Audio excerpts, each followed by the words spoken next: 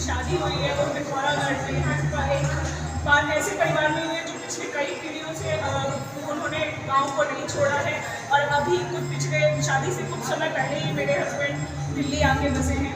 तो उनमें जो है पहाड़ बसा हुआ है और वो हर फेस्टिवल में, चाहे हमारे यहाँ होलियाँ होती हैं, वो पूस के पहले इतवार से शुरू हो जाती है। तो मेरे घर में होली वाले दिन नहीं होती, वो पूस का पहला इतवार जब आता है तो मेरे यहाँ ढोलक मंदिर की आप सुन सकते हैं।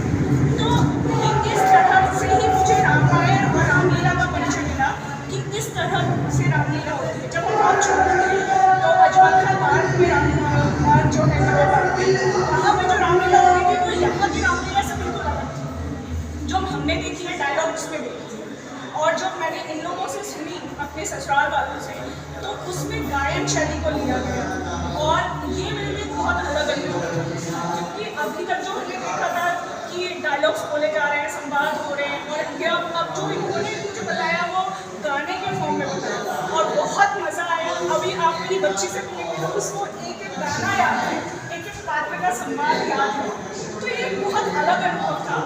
और मैं चाहूँगी कि हमारी जो मेरी जैसी जनरेशन है जिसने कभी पहाड़ देखा ही नहीं, वो इसको समझे, सीखे और नया अनुभव ले और अपने पहाड़ से जुड़े। बहुत बहुत धन्यवाद।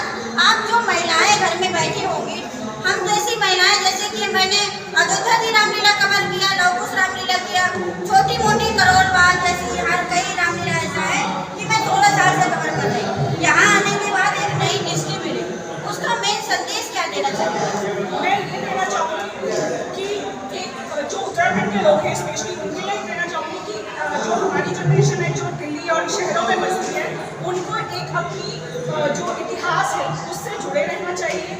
और भगवान राम जो मर्यादा पुरुषोत्तम कहलाते हैं, उन्होंने बहुत सारी वैल्यूज़ दी हुई हैं हमें, उसमें से अगर हम थोड़ा भी अपने आप को उसको अडॉप्ट करें तो ये बहुत ही अच्छी चीज़ होगी। जैसे कि अभी भक्ता जो है गोवर्धन था उन्होंने भी बताया कि अगर आप सिर्फ अपने बच्चे को एक रोज़ चालीसा अगर आप पढ़ना चाहते हैं वो भी बहुत पॉजिटिव एनर्जी देता है। और शिवाजी में आपको एक बात कहूँगी, मैं अपने बच्चे को छोटी मोटी बीमारी में कभी दवाई नहीं देती जल्दी से, मैं हनुमान चालीसा का पाठ करने लगती हूँ, वो मेरे अंदर पॉजिटिविटी आती है और मुझे लगता है हाँ मेरा बच्चा थोड़ा सा ये हाथ देवभूमियों के एक नशा है, जो यहाँ देवभूमियों की नशा। आइए राजा जी से बात करते हैं, जो कि राजा है और राजा बिना प्रजा नहीं होती है, क्योंकि रावण में रामलीला में भी राजा रावण लंके और राम में भी राजा थे। आइए ये राजा से मिलते हैं जो देवभूमि के हैं। जी सबसे पहले तुम्हारे चैनल में स्वागत है जी, कैसे हैं आप? जी आपका नाम क्या है? जी मेरा नाम आनंद है, मैं पिथौरागढ़ से जोर से बोले। चाइना और नेपाल की सीमाओं से सटा हुआ एक जिला है और एक पहाड़ी क्षेत्र है। इसी पहाड़ी क्षेत्र में कचौली नामक स्थान पर हम लोग रहते हैं और यहाँ श्री राम सेवक की कला मंच के माध्यम से हम लोग समस्त उत्तराखंड की संस्कृति को लेकर यहाँ अपने देश की राजधानी के बीच संस्कृति का प्रदर्शन कर रहे हैं रामलीला के माध्यम से, जिसमें हम लोग अपनी विशेष रामलीला को इसलिए कहना चाहूँगा विशेष, क्योंकि हमारी जो पहाड़ी रामलीला है वो पूरी की पूरी अनेकों रागों से सुसज्जित रामलीला है, जो कई तरह के रागों के साथ यहाँ पर अपने पात्र दर पात्र अपनी प्रस्तुति देते रहते हैं। तो ये पूरे भारत में हमारे लिए गर्व की बात है, रामलीला का मंचन पूरे भारत में होता है, लेकिन जो विशेष हमारी बात में कह रहा हूँ वो हमारे पहाड़ की रामलीला में ये है कि हमारी पहाड़ की पूरी रामलीला अनेकों प्रकार के रागों से सुसज्जित है। बहुत बहुत धन्यवाद सर, हमारे चैनल में आपने समय दिया। और एक आखिरी सवाल है, क्या ऐसा कौन सा संदेश देना चाहते हैं जो देवभूमि से आके श्री प्रभु राम को आप दिल्ली में और प्यारेलाल भवन में लाके उपस्थित कराया और यहाँ के धरती को आपने पवित्र किया? जी दरअसल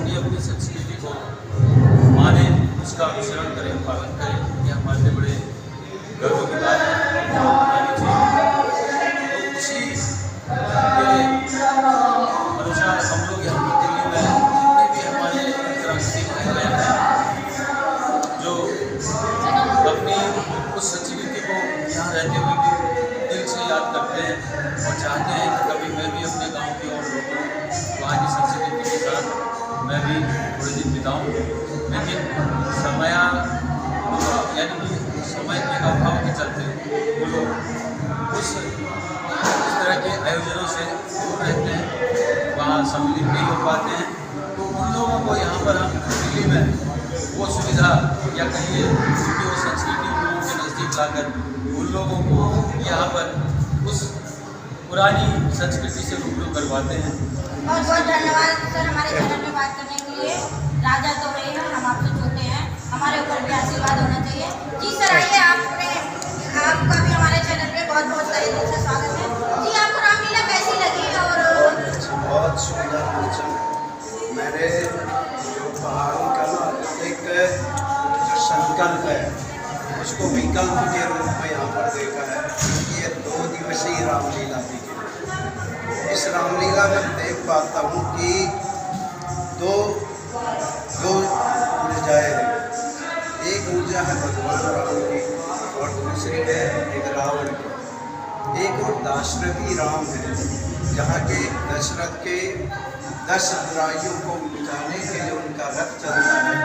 वहीं पर इस रामलीला में एक दशानन भी है जिसके पास 10 बुराइयाँ। तो आज की दुनिया को ये दिखाना है कि इस मंचन के द्वारा आपने किस ऊर्जा को लेना है। आप इस राम के स्वरूप की तरफ जाएंगे, राम की उन ऊर्जाओं को लेंगे, कि आपने रावण की तरफ बढ़ना है। तो ये यही सिखाती है। देखें, हम देखते हैं कि एक जगह भगवान राम है, उनका परिवार है, उनके भाई हैं, और एक तरफ रावण है, उनके पति उसका परिवार है। राम के परिवार में आप क्या देखते हैं? देखिए, राम का जो परिवार है वहाँ पर गलत सब भाई नहीं हो सकता। कहा गया है कि रावण के परिवार में भाई और राम के परिवार वही में दोनों में अंतर क्या है? अंतर बता दें। राम के जो भाई हैं, मैं भरत का चरित्र वहाँ पर लूँगा। भरत के बारे में कहा गया है कि भरत ही हो ये राजमत विधि हरि हर कबहू की कांची सी करेगी क्षीर सिद्धि। भरत को ना ये राजमत, देखो उनको तो राजगद्दी दे दी गई थी, कई ने उनको राजगद्दी दिलवा दी, लेकिन उनको कभी भी राजगद्दी का घमंड नहीं।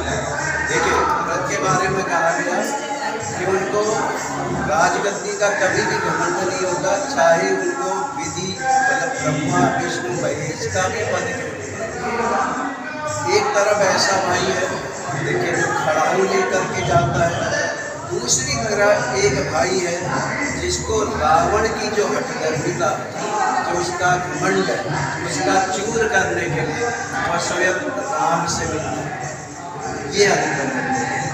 बहुत बहुत धन्यवाद सर, हमारे चैनल में आपने समय दिया।